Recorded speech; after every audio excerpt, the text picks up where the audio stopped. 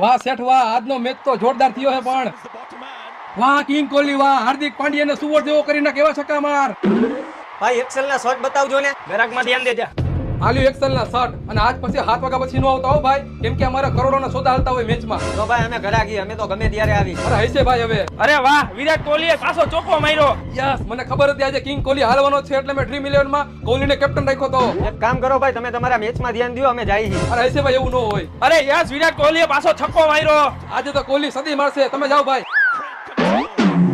આ શેઠ જલ્દી આ ગાજે મને જોવા દો મેચ. માર માર કોહલી માર હજી.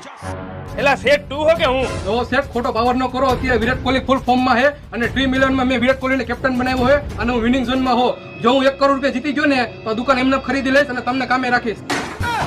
હોયો જ આઈથી ઘર ભેગો થા, કોઈ દી આજ પછી મારી દુકાને નો આવતો. કાંઈ વાંધો નહીં, આજે દી નબળો છે, કાલે ભગવાન સામું જોઈશે ને ત્યારે ડ્રીમ 11 માં મને જીતાડશે.